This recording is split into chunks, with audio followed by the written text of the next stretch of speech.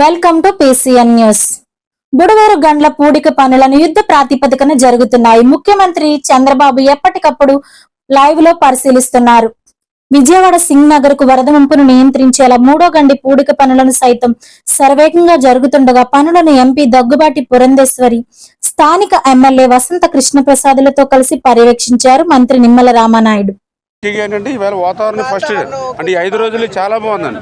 అయితే అసలు ఈ నడిసిపోషన్ కాదండి, అసలు మొత్తం బళ్ళు జారిపోవడం, ఇవన్నీ బ్లాక్ కాటన్ సాయిల్ ఇది పెరిగితే మనకి ఏంటంటే ఈ ఫ్లో గట్టి కొడుతుంటే మనం వేసిన మెటీరియల్ ఒక 20% కొంత పోతుంది.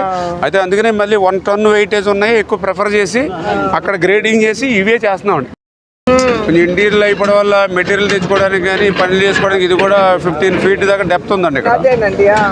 నెక్స్ట్ టైం లూజ్ సాయిల్ కూడా లూజు, భయపడుతున్నారు వీళ్ళు. ఇది వాళ్ళు కూడా ఆల్టర్నేటివ్ ఏమీ లేదు. 3 గంటలు 7 గంటలు పైన పులువా కానీ దానికి 3 గంటలు ఉన్నాయి. అంటే ఇవి అఫీషియల్ గా ఐడెంటిఫై చేసిన గంటలు. మిగిలిన ఏంటంటే గంటలు పడలేదు కానీ ఏ క్షణంలో పడేలాగా ఉన్నాయండి. బండ్లు అంతా స్ట్రెంగ్త్ లేవు, అంటే అండ్లై జారి అంటే దాని మీద వాటర్ ఫ్లో అయిపోయింది. పైన ఆ హైట్ లో వచ్చిందండి వాటర్. ఇప్పుడు వాళ్ళ పైన ఆ వాటర్ ఫ్లో అయ్యి ఇంక ఈ బ్రిడ్జెస్ పడ్డాను. కృష్ణాకి దీని నుంచి వెళ్తున్నాను పడిసేమ్ అది. అందుకని పోలవరం నీరు వెళ్ళాలి కదా, దీన్ని 35,000కి ఎక్స్టెండ్ చేసి లైనింగ్ పెట్టారు. మన టైంలో 80% దాకా అయినాయి. ఈ జగన్మోహన్ రెడ్డి వచ్చిన తర్వాత ఇంక అసలు మొత్తం 6 బస్తా సిమెంట్ కానీ 1 రూపాయి పని కానీ చేయలేదండి. ఇంకా 195 పనులు క్యాన్సిల్ చేశారు.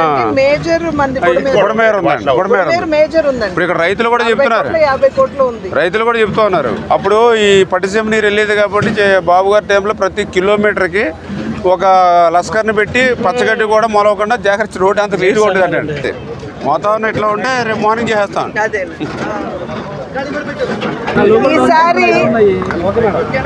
ఈసారి విజయవాడ ఎదుర్కొనేటువంటి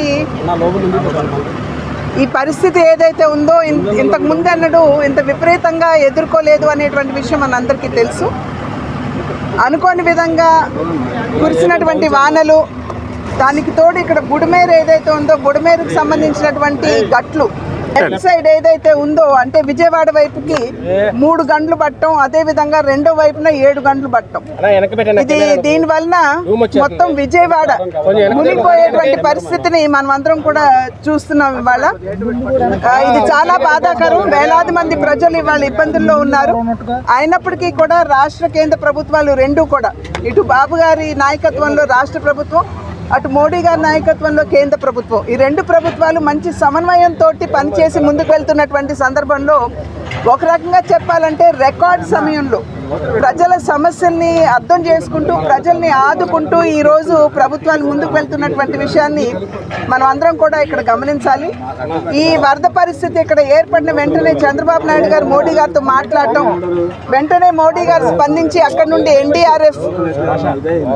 ఎన్డీఆర్ఎఫ్ టీమ్స్ ఏదైతే ఉన్నాయో వారిని ఇక్కడ పంపించడం, అదేవిధంగా ఇవాళ నిన్ననే ఆర్మీ వాళ్ళు కూడా వచ్చారు. 3వ గంట ఏదైతే ఉందో ఇక్కడ పూడ్చడానికి, రాష్ట్రానికి తమ సహకారాన్ని అందించడానికి ఆర్మీ కూడా ఇక్కడికి రావడం, ఇదంతా చూసినట్లయితే సమన్వయంతో ప్రజల కష్టాలు తీర్చడానికి ఏ విధంగా కేంద్ర రాష్ట్ర ప్రభుత్వాలు పనిచేస్తున్నాయో ప్రజలందరూ కూడా గమనిస్తున్నారు అని చెప్పి నేను భావిస్తున్నాను.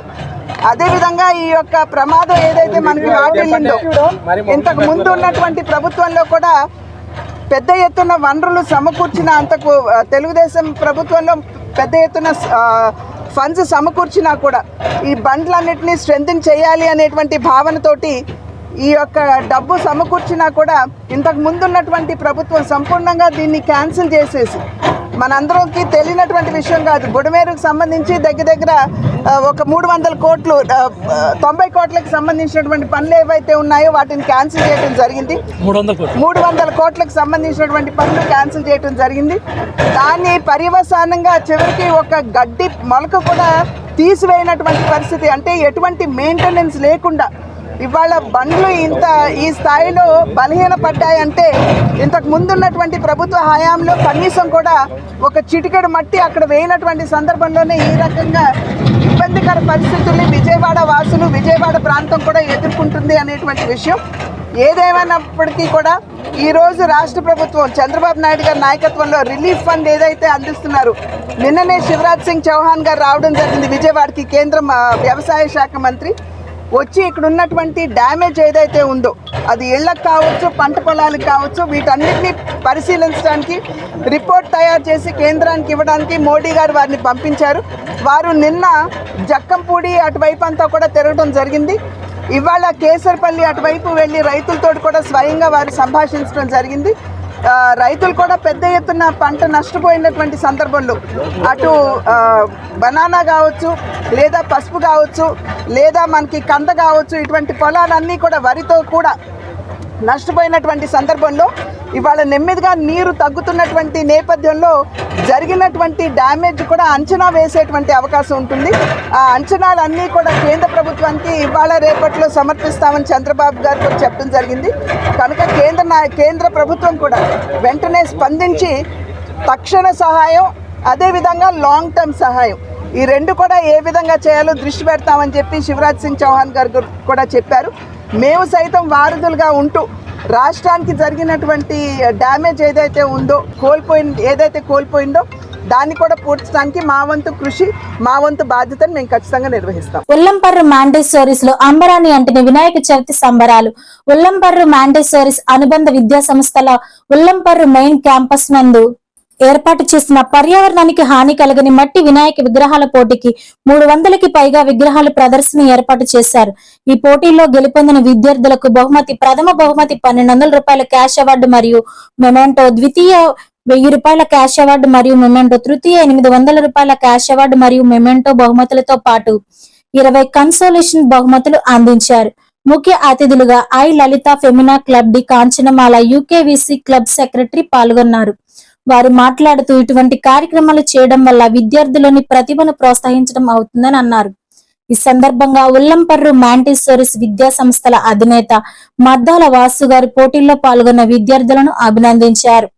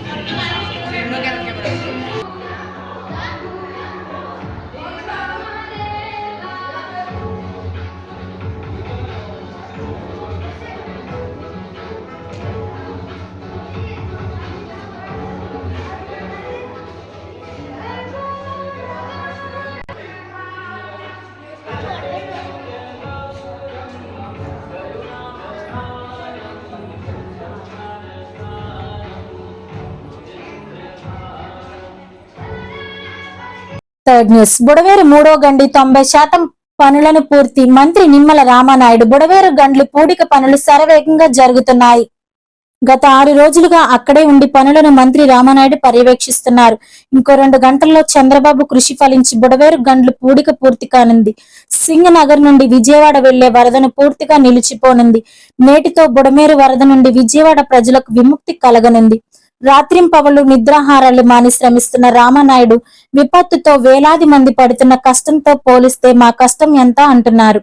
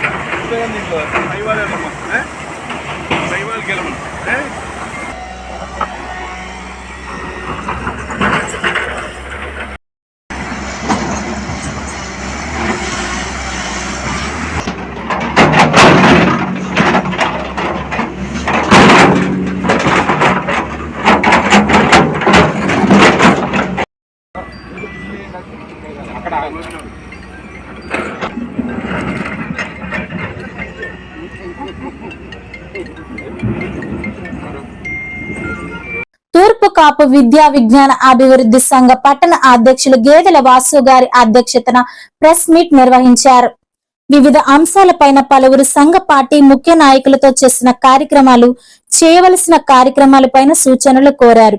తూర్పు కాపు రాష్ట్ర నాయకులు లోపింటి చిరంజీవి మాట్లాడుతూ, గత సంవత్సరం సెప్టెంబర్ 2023లో ఇదే రోజు ఓబీసీ సమస్య పైన వివిధ ప్రాంతాల నుండి జిల్లా కలెక్టర్ గారికి మన సమస్యను తెలిపేలా ర్యాలీ ద్వారా తీసుకెళ్లడం జరిగింది.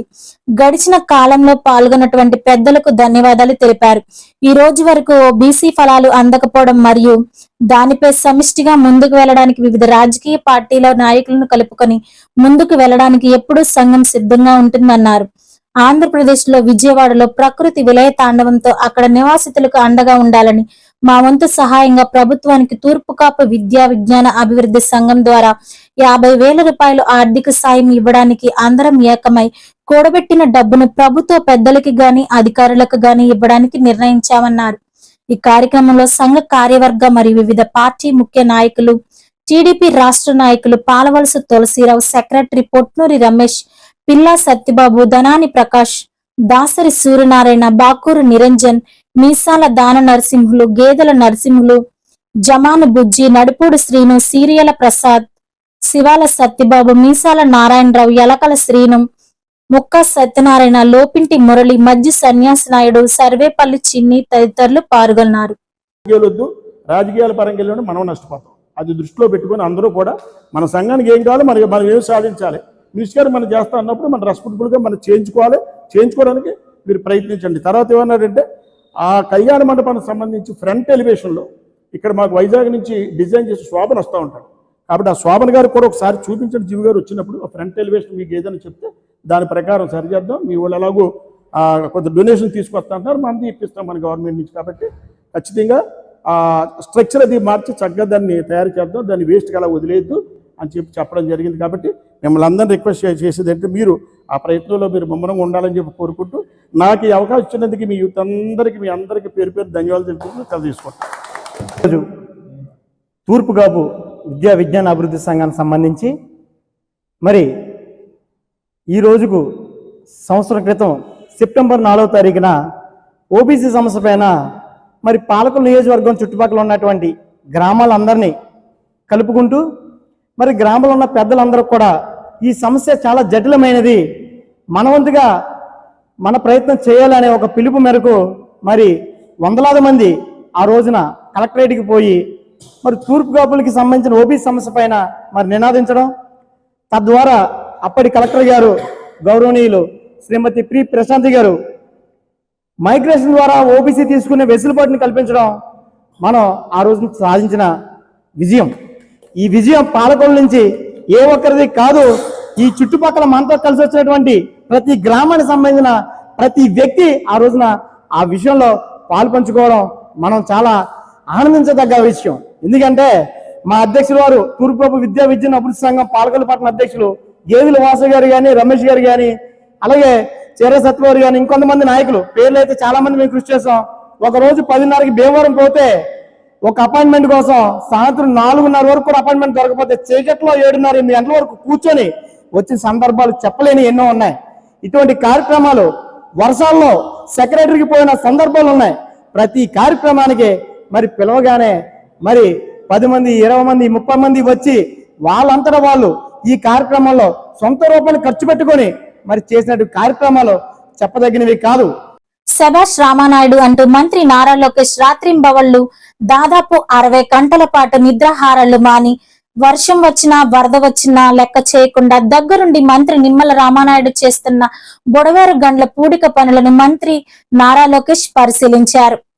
ఈ సందర్భంగా మంత్రి రామానాయుడు పనితీరుని మెచ్చుకుంటూ శభాష్ అంటూ ప్రశంసించారు. నిన్నటికే 2 గంటల పూడిక జరగగా నేడు 3వ గండి పూడిక జరగడం పట్ల ఆయన సంతృప్తి వ్యక్తం చేశారు. జరిగిన పనుల తీరును లోకేష్ కు మంత్రి రామానాయుడు వివరించారు. కింద గ్రౌండ్ ఉంటుంది కదండి, ఇప్పుడు మన దీని మీద అయితే ఈజీ మనం ఏంటంటే ఇప్పుడు మన వెహికల్స్ ఉంటాయి కదండి, ఇప్పుడు అది క్లోజ్ అయిపోయినాయి అంటే ఇప్పుడు మనకి పనికి మళ్ళీ చేసేటికి అడ్డం వస్తుంది. అది క్లోజ్ చేసినంటే మనం వేసుకుంటూ వచ్చేస్తాం బండ రేసి. మనం క్లోజ్ చేయవలసిన వాళ్ళు ఏంటంటే వాటర్లో ఇంకేదైనా ఉంటే ఈ వాటర్ లీక్ అవ్వకుండా ఒకటి చూసుకోవాలి. ఇప్పుడు వీళ్ళు బ్యాగ్స్ తెచ్చి ఈ బ్యాగ్స్ ఇందులో ఫిల్ చేయాలంటే అక్కడ నుంచి బ్యాగ్స్ తెచ్చుకుని చేసుకోవాలంటే ఇది కొంచెం టైం పట్టేస్తుంది ఇదంతా కూడా. అంతేనండి, అంటే ఇప్పుడు అంటే 3-4 నిలబడిపోయినాయి అనుకోండి, ఇది ఇక్కడ పెట్టుకుంటాం చేసి ఇక్కడ రూట్ వేసుకుని ఆ బండి వెళ్ళిన తర్వాత దాన్ని మళ్ళీ గెంటుకుంటాం. 1 అవర్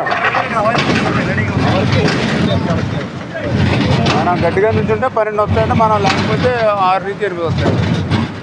మన ఇక్కడ ఉంటే 10-12 వస్తాయి, లేదా 6-8. ఆ మట్టి ఏమైందంటే ఫిల్టర్ అయిపోతుందండి, అది వాటర్ కడిగేసినట్టు అయిపోతుంది. అందుకని మీకు రాళ్ళ మీద ఈ 3rd సిపేజీ మీకు ఇంకా లక్కీగా ఇక్కడ వేసేప్పటికి మనకి ఇది కొంచెం కవర్ అవుతుందండి.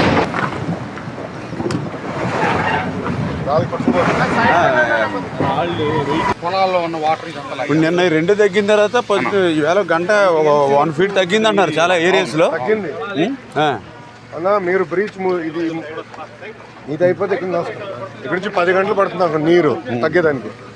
అంటే కూడా క్లోజ్ అవుతాయండి. అది కూడా వేరే ఏజెన్సీకి అది మెగా వాళ్ళు కప్ చెప్పారు, అది ఆల్రెడీ వర్క్ స్టార్ట్ చేశారండి. వాళ్ళు ఇప్పుడు పులివాగు ఇమ్మీడియట్లీ క్లియర్ చేయాలి. మీరు కూడా లోకల్లో హెల్ప్ చేయాలి. మనం గత గవర్నమెంట్లో అయితే మేమే 2,000 మంది పనిచేసాం ఏటుగట్టును కాపాడుకోవడానికి. ఇది అయిపోయి మేజర్ బ్రీచ్, అప్పుడు అటు పక్కన 7 మనం క్లోజ్ చేసుకోవాలి. ఇప్పుడు ఈ 3 చేసిన పరిస్థితి ఏంటంటే దానికి ఇబ్బంది. మన విజయవాడ కూడా మొత్తం వర్షం పడుతుంది. మాకు 9:30 వరకు పడతానండి, ఆపలేదులేండి, పని అయితే ఆపలేదు. మా వెంకటేశ్వర గారు వీళ్ళు మ్యాన్ పవర్ ఇంకా ఆయన కళ్ళు పంపిస్తారు. ఆ కళ్ళు అయితే వెళ్తున్నాయి కదా. 35,000 కెపాసిటీ అంటే దీన్ని 37,000 డిజైన్ కెపాసిటీ. ఎందుకంటే రేపు పోలవరం దాన్ని ఎక్స్టెండ్ చేయాలని ఇప్పుడు 17,500 కదండి. అది సిల్ట్ తీయాలి. నెక్స్ట్ ఉన్నాయండి, కొన్ని బాటిల్ నెక్స్ ఉన్నాయి 4-5 చోట్ల. ఈ థర్మల్ కేంద్రం ఉన్నాయి కదా. పర్యావరణ పరిరక్షణకు అందరూ పాటుపడాలని నర్సాపురం ఎమ్మెల్యే బొమ్మడి నాయకర్ అన్నారు. వినాయక చవితి పర్వదినాన్ని పురస్కరించుకొని పర్యావరణ పరిరక్షణలో భాగంగా నర్సాపురం బస్టాండ్ వద్ద ఆదరణ చారిటబుల్ ట్రస్ట్ ఆధ్వర్యంలో మట్టి వినాయక ప్రతిమలను, వ్రత పుస్తకం, పాలి, గుడ్డ సంచులను భక్తులకు ఎమ్మెల్యే నాయకర్ పంపిణీ చేశారు. మన కుటుంబాన్ని కాపాడుకునే విధంగా సమాజంలో పర్యావరణ సమతౌల్యాన్ని కాపాడాలన్నారు. ఇటువంటి మట్టి వినాయక ప్రతిమల పంపిణీ కార్యక్రమాల వల్ల పర్యావరణం పరిరక్షించబడుతుందన్నారు. ప్రస్తుత సమాజంలో చాలా మంది సౌకర్యవంతమైన జీవనానికి అలవాటు పడి ప్లాస్టిక్ సంచులను, ప్లాస్టర్ ఆఫ్ ప్యారిస్ ను ఎక్కువ వినియోగిస్తున్నారని, దానివల్ల వాతావరణ కాలుష్యం, జల కాలుష్యం ఎక్కువవుతుందన్నారు.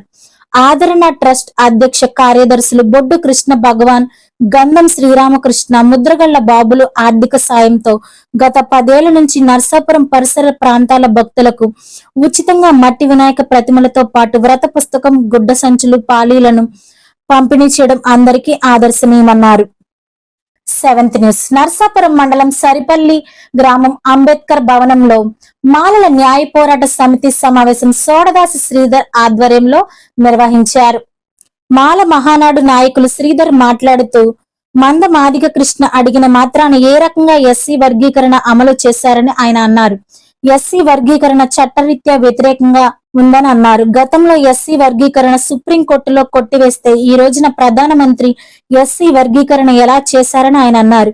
ఈ కార్యక్రమంలో ఎస్సీ నాయకులు పాల్గొన్నారు.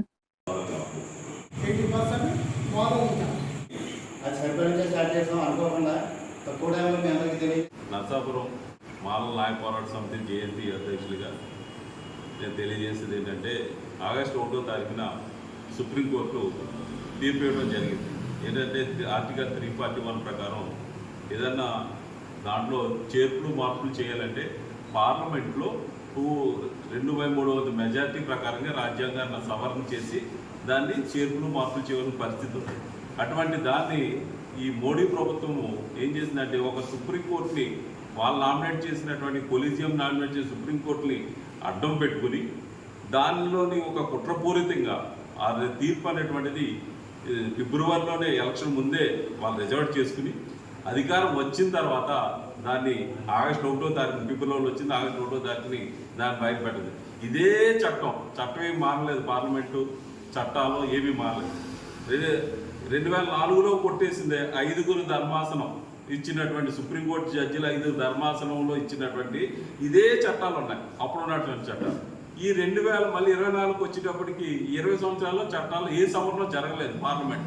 కానీ మరి అయ్యే చట్టాలని ఆ జడ్జిలకు కొట్టివేసిన 5 జడ్జిలు కొట్టివేస్తే ఇప్పుడు వచ్చినటువంటి 6 జడ్జిలు దీన్ని ఏ విధంగా సపోర్ట్ చేశారన్నది దానికి వాస్తవమైనటువంటి ఏ డేటా లేదు. 28 రాష్ట్రాల్లో ఓన్లీ ఆంధ్రప్రదేశ్ తెలంగాణలోనే ఉమ్మడి ఆంధ్రప్రదేశ్లో ఉన్నప్పుడు 97లో రామకృష్ణ రాజు అనే ఒక కమిషన్ ఒక రిపోర్ట్ ఇచ్చింది. దాన్ని ఆధారంగా చేసుకుని ఆంధ్రప్రదేశ్ ప్రభుత్వం వర్గీకరణకి ఇస్తే దాన్ని కొట్టువేటి హైకోర్టు అనేటువంటి దాన్ని కొట్టువేయడం జరిగింది. హైకోర్టు ఇస్తే దాన్ని స్టే ఇస్తే దాన్ని సుప్రీంకోర్టులో సవాల్ చేసి దాన్ని కొట్టువేయండి. మళ్ళీ 20 సంవత్సరాల తర్వాత చట్టాలు ఏం మార్చుకోకుండా అదే ఉన్న చట్టాలని ఇక్కడ ఉన్నటువంటి సుప్రీంకోర్టు జడ్జిలు ఏ విధంగా దీన్ని సపోర్ట్ చేస్తారు, ఎంతవరకు న్యాయమని ఈ సందర్భంగా ప్రశ్నిస్తున్నారు.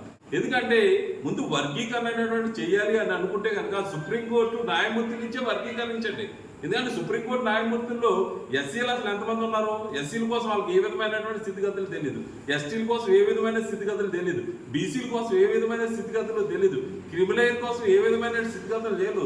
సంపన్న కుటుంబాల్లో వచ్చినటువంటి వాళ్ళు వాళ్ళ తాత ముత్తాతలు సుప్రీంకోర్టు న్యాయవాదులు ఉంటే వీళ్ళు ప్రభుత్వాన్ని ప్రభావితం చేసి కొలీజియం ప్రభావితం చేసి ఇప్పుడు సుప్రీంకోర్టు న్యాయమూర్తుల కింద నియమించబడ్డారు. అంటే వీళ్ళు ఏ విధమైనటువంటి ఎగ్జామ్స్ కానీ ఒక సివిల్ సర్వీస్ లాగా ఏ విధమైన ఎగ్జామ్స్ ఏం పాస్ అయ్యి రాలేదు. ప్రభుత్వాలు వాళ్ళు నామినేట్ చేసేస్తాయి. వాళ్ళ అనుకూలంగా ఉన్న వాళ్ళు అగ్రవర్ణాల్లో వాళ్ళు ఎవరికైతే అనుకూలంగా ఉంటారో వాళ్ళు నామినేట్ చేస్తాయి. అందువల్ల వాళ్ళకు అనుకూలంగా ఈ తీర్పు అనేటువంటిది ఇవ్వడం అనేటువంటి జరిగింది. అంటే ఒక రాష్ట్రంలో ఉన్నటువంటి ఒకే 90 ఏళ్ళు ఇచ్చినటువంటి రామకృష్ణ కమిషన్ కొన్ని వాళ్ళు తీసుకుంటే 28 రాష్ట్రాలకి ఎలా వర్తింపజేస్తారని ఈ సందర్భంగా ప్రశ్నిస్తున్నాం. ఎందుకు ఒక రాష్ట్రంలో ఉన్నటువంటి దాన్ని అదొకటి ఒక జనాభా లెక్కలో తీసుకోవాలి. 1921లో తీసుకోవాల్సిన జనాభా లెక్కలు కోవిడ్ తోటి తీసుకోలేదు. నేపథ్యంతో కోవిడ్ అయిపోయింది. ఎంతో శాస్త్రీయంగా ప్రపంచంలో ముందున్నాము అనేటువంటి మోడీ చెబుతున్నాడు. ఈ ముందున్న మరి జనాభా లెక్కలు సేకరించలేడా? కోవిడ్ అయిపోయిన ఇంతకాలంలో ఒక జనాభా లెక్కలు సేకరించలేడా? ఒక జనాభా లెక్కలు చదివితే ఎవరెంతమంది చదువుకున్నారు, ఆర్థిక పరిస్థితి ఏంటి, తలసరా ఏంటి, అన్ని విషయాల్లో కూడా గణాంకాలు వస్తూ ఉంటాయి. స్త్రీ పురుష నిష్పత్తి ఏంటి, శిశు మరణాలు ఏంటి, ఆరోగ్యంగా ఎంతవరకు అందుతుంది, అన్ని అంశాలు కూడా వస్తాయి కూలంకంగా. ఈ ఏమి కులగణన కానీ జనాభా గణన కానీ ఏమీ చేయకోకుండా ఏ విధమైనటువంటి డేటా లేకుండా ఎందుకంటే వీళ్ళంతా కూడా ఒక కాంగ్రెస్ పార్టీకి మద్దతుగా ఉన్నారు, ఇక్కడ కూడా వైఎస్ఆర్ పార్టీకి అంటే పాత కాంగ్రెస్ పార్టీ మద్దతుగా ఉన్నారు, తెలుగుదేశంకి మద్దతుగా లేరు ఎస్సీలు, లేదా బీజేపీకి మద్దతుగా లేరు. అందువల్ల వీళ్ళలో ఎంతో విధమైనటువంటి కాషాయంతో కొంతమంది తీరిస్తే మాకు మద్దతుగా వస్తుంది అనే ఒక కుట్రకోణంతో విభజించు పాలించు ఆ బ్రిటిష్ వారు వీళ్ళు విభజిస్తే, ఎందుకంటే ఇంతవరకు ఎలక్షన్ ముందు ఏం చేశారు చంద్రబాబు నాయుడు గారు 33 పథకాలు జగన్మోహన్ రెడ్డి రద్దు చేస్తారు, వాటిని నేను ఇంప్లిమెంట్ చేస్తాను అన్నాడు. ఇప్పుడు మన పరిస్థితి ఏమొచ్చింది? ఆ 33 పథకాలు కాదు, అసలు మాదిగుల పరిస్థితి ఏంటంటే మాదిగులు వాళ్ళు ఇంప్లిమెంట్ చేయండి, మాల పరిస్థితి ఏంటి మాల ఏంటంటే అంటే ఈ కామన్గా మనం ఉమ్మడిగా ఉంటే కనుక ఈ 50% 18% చేయండి, లేదా మా పిల్లలకి ఇంకా అదనపు సదుపాయాలు కల్పించండి, విదేశీ విద్యా విధానం ఇవ్వండి, లేదా ఇంకే ఏదో ఇవ్వండి అని అడిగే పరిస్థితులు లేకోకుండా ఓన్లీ మనలో మనం పెట్టుకుంటే విభజించు ఏంటి సోదరి మనల కింద ఉన్నటువంటి పరిస్థితులు. ఎందుకంటే మనలో విభజిస్తే మనలో మనం కొట్టుకుని చావడం అనేటువంటి రీతితో ఇది కుట్రకోణంగా చేశారు. కాబట్టి ఏ విధమైన శాస్త్రీయ చట్టంలో అదే చట్టాలు 2004లో ఉన్నట్టే అవసరమైతే పార్లమెంట్లో సవరించే దమ్ము లేదు, ఎందుకంటే బీజేపీ ఎంపీలు వ్యతిరేకిస్తారు. అటువంటిది లేకోకుండా ఒక కుట్రపూరితమైనటువంటి ధోరణితో దీన్ని ఈ ఎస్సీ క్లాసిఫికేషన్ అనేటువంటి తీసుకురావడం అనేటువంటి జరిగింది. రాష్ట్రాలకు అధికారం ఇవ్వడం అనేటువంటిది అసలు ఎట్టి పరిస్థితుల్లో లేదు. అదే రాష్ట్రాలు అధికారాలు ఇస్తే అన్ని ఇచ్చేయండి, మిలిటరీకి సంబంధించినటువంటి అధికారాలు కూడా రాష్ట్రాలకు సమాధానం ఇచ్చేయండి, సరిహద్దు అందిన అంశాలు కూడా రాష్ట్రాలకు ఇచ్చేయండి. అటువంటి ఏమి ఇవ్వరు, ఓన్లీ ఎస్సీలకు సంబంధించినవి ఇస్తారు. అగ్రవర్ణాలు కిమ్లేకి సంబంధించిన లేదా ఈబీసీ అనేటువంటిది వాళ్ళు తీసుకొచ్చారు, ఈడబ్ల్యూసీ అనేటువంటి అగ్రకుర్ణాలు పేదలకు సంబంధించి దానికి సంబంధించింది రాష్ట్రాలకు ఇవ్వచ్చు కదా, ఎవరు ఓన్లీ ఎస్సీలకు సంబంధించిందే ఇస్తారు. అగ్రవర్ణాలు ఈబీసీ అని ఒకటి తీసుకొచ్చారు, వాళ్ళకి రిజర్వేషన్ అనేటువంటిది ఇస్తున్నారు. అటువంటి దాంట్లో మనకి రాష్ట్రాలకు అధికారాలు అంటే దీన్ని కావాల్సిన తీసుకుంటారు ఒక కుట్రకోణం అన్నట్టు ఉంది. కాబట్టి ఇప్పుడైనటువంటి కోరుతూ మీ అందరికి కూడా జైలు తెలియజేస్తూ దీన్ని వర్గీకరణాన్ని ఖండిస్తున్నాం. పేదవాడి ఆకలి తీర్చాలన్న ఉద్దేశంతో ఏర్పాటు చేసిన అన్నా క్యాంటీన్ 1356వ రోజు గవర్నమెంట్ హాస్పిటల్ వద్ద చిరంజీవి ఈసా షణ్ముఖ శ్రీనివాస అద్వైత మిత్ర పుట్టినరోజు సందర్భంగా వారి తాతయ్య నానమ్మ మాటూరి కేశవ గుప్తా, శ్రీమతి పద్మావతి దేవి, తల్లిదండ్రులు మాటూరి రామ మనోహర్, వారి కుటుంబ సభ్యులు అన్నదాన కార్యక్రమం ఏర్పాటు చేయడం అభినందనీయమని ధర్మారావు ఫౌండేషన్ సభ్యులు తెలిపారు. ఈ కార్యక్రమంలో గండేటి వెంకటేశ్వరరావు, పిసిని రాము, పెచ్చేటి బాబు, పాలవలస తులసిరావు, కేశవ పాల్గొన్నారు.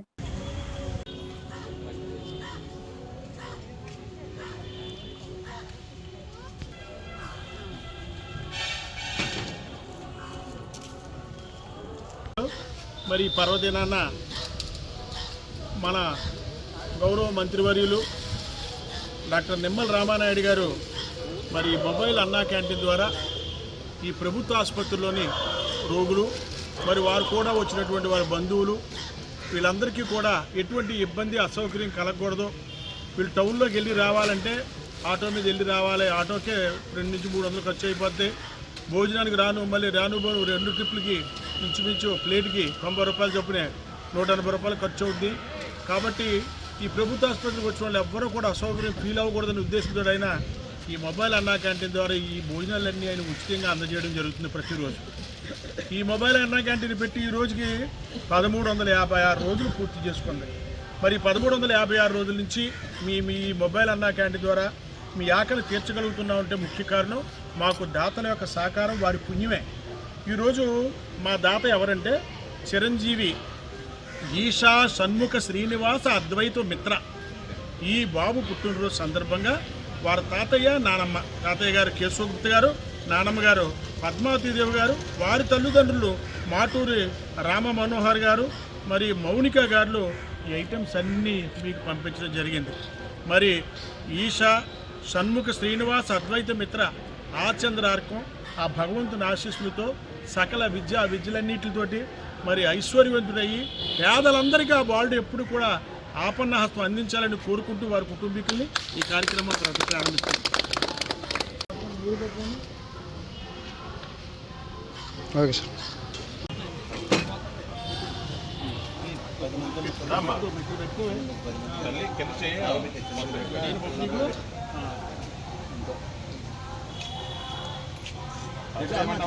కింద పెట్టుకోమా అడుగు చెయ్యి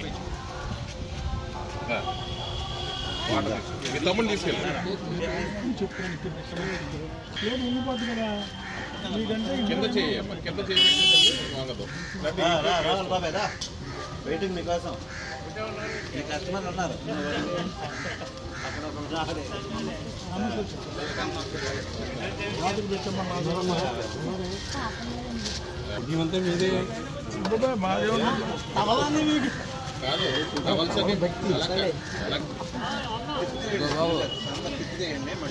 ఇప్పుడు అక్కడ పుస్తకాలు ఫిల్ అయిపోయి మళ్ళీ పుస్తకాలు తక్కువ ఇక్కడ పెట్టారు.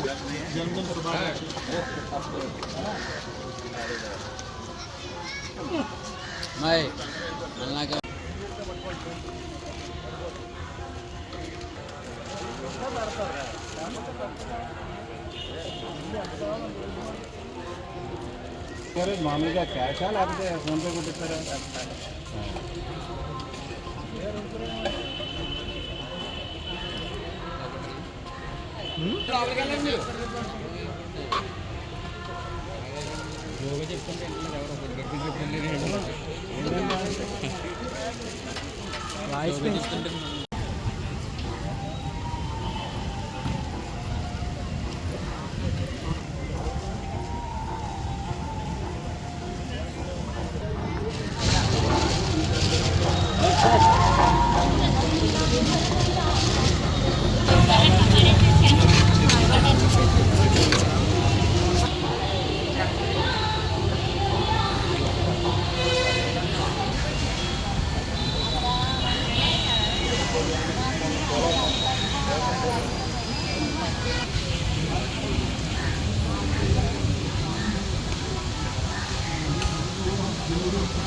ఈ వార్తలు ఇంతటితో సమాప్తం.